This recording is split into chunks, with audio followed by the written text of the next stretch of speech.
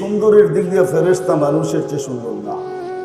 আমার মন বলে ঘাটলে এটাই পাওয়া যায়। প্রবাদ বাক্য যদিও বলে পরী বড় সুন্দর, আসলে পরী মানুষের চেয়ে সুন্দর না।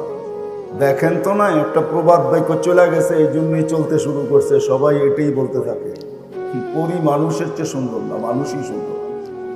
নাইলে আল্লাহ কসম খায়া কেন বলতেন লাকাদ খালাকনাল ইনসানা ফি আহসানি তাকওয়িম, মানুষ তোর চেয়ে সুন্দর গঠনমূলক আমি কাউকে তৈরি করব। যেই মানুষটা সৃষ্টির দিক দিয়ে সবচেয়ে সেরা, বিবেক বুদ্ধিতে এত পাকা, মানুষের বুদ্ধি, মানুষের বিদ্যা, মানুষের সব কিছু। জমিন আর কত বড় ভান্ডার, আমরা জমিনকে বড় ভান্ডার বলি, ঠিক না? ভান্ডার বোঝেন? সমস্ত খনি জমিনের ভিতরে লুকানো, ঠিক না? কি বুঝাইতে পারতেছি? কেউ সোনা পাইছেন, কেউ গ্যাস পাইছেন, কেউ তেল পাইছেন, কেউ রূপা পাইছেন, কেউ হীরা পাইছেন, চলতেছে এটা নিয়ে ঝগড়া সারা দুনিয়ায়, ঠিক না? কিন্তু মানুষ যে কত বড় খনি এটা তো মানুষ জানে না। আল্লাহ নিজে বলতেছেন আমার রসুলের মাধ্যমে, আন্নাস মাআদিন কা মাআদিনিদ যাহাবি ওয়াল ফিদ্দা, ও মানুষ, সোনার রূপার খনি কত দামি, তুই এর চেয়েও কোটি গুণ বেশি বড় ভান্ডার এবং দামি। মানুষ বড় ভান্ডার।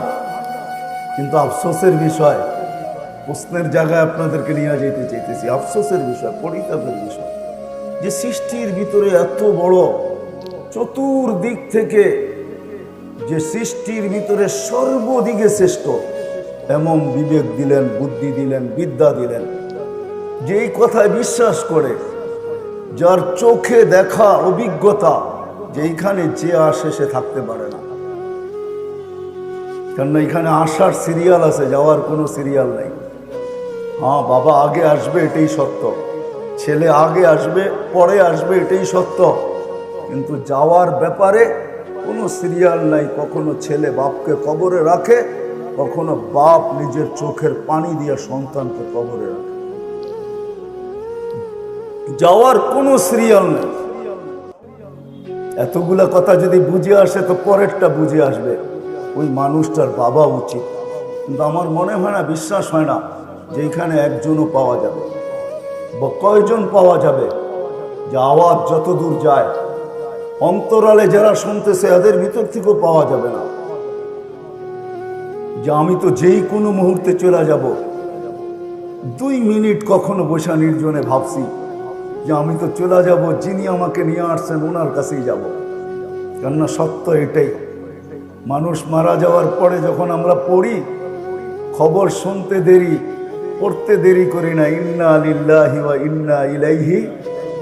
হ্যাঁ, এটা কি মুর্দার খবরের শোনার দোয়া? খবর শুনলে এই দোয়া পড়তে হয়, এটা কি দোয়া? না না না না না, এটা এই জন্য পড়া হয় নিজেকে সতর্ক করার জন্য, এখানে নিজেকে সম্বোধন করে যে উনি তো চলে গেল, আমিও তো আল্লাহর, যে কোনো মুহূর্তে আল্লাহর কাছে যেতে পারি। কিন্তু 2 মিনিট ভাবলাম কিনা আমি প্রস্তুত কতটুকু, একজনও পাওয়া যাবে কিনা সন্দেহ যে 2 মিনিট আমি কখনো বসে ভাবছি যে আমি তো চলে যাব, যিনি আমাকে অস্তিত্ব দিলেন, ওনার বিধান তো এটাই, যেইখানে আসবে সে যাবে, চলে তো যেতে হবে ওনার কাছে। ইলাইনা তুরজাউ, ইন্না লিল্লাহি ওয়া ইন্না ইলাইহি রাজিউন, আল্লাহর কাছেই ফিরতে হবে, বাইপাস করার কোনো সুযোগ নাই। এই জন্যই কোরআন বুঝায় বলছিলাম প্রথমেই, আইনাল মাফার, ও মানুষ, ও বিবেকওয়ালা মানুষ, বুদ্ধিওয়ালা মানুষ, ও বিদ্যান মানুষ, ও সৃষ্টির ভিতরে সবচেয়ে আধুনিক মানুষ। সৃষ্টির ভিতরে মানুষই আধুনিক।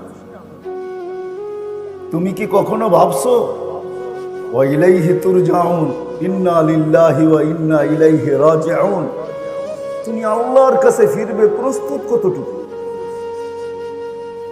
যুবক কি কখনো ভাবে যে আমি যেই কোনো মুহূর্তে যেতে পারি?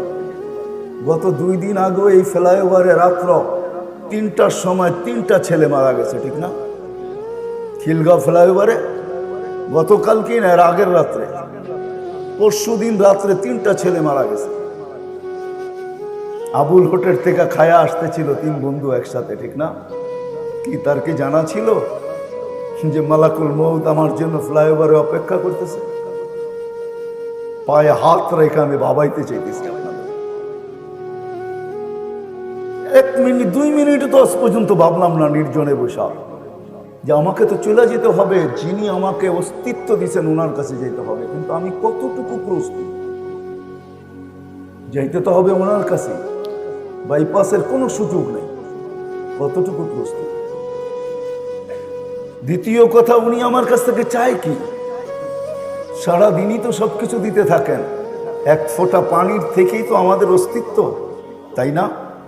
এই জন্য আল্লাহ কখনো কখনো মানুষকে বুঝাইতে চায়, হয় আওয়াজটা যদি কানের পর্দা ফাটাইতো তাইলে হয়তো মানুষ বুঝতো, কিন্তু কোরআনের আওয়াজ তো কারো কানের পর্দা ফাটায় না, যার কারণে আমার জাতি আমার সমাজ বোঝে না, চিৎকার দেয়, মান আরাদা আন্নি নাদাইতুহু মিন কারিব।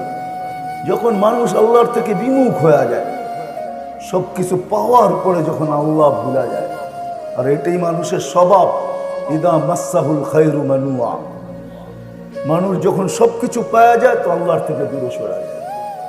এই জন্যই কোরআনকে চিৎকার দিতে হয়, মা গাররাকা বিরাব্বিকাল কারীম। ও মানুষ, আল্লাহর মতো সত্তা থেকে তোকে দূরে সরাইলো তো সরাইলো, তুই আল্লাহকে ভুললি কি করে?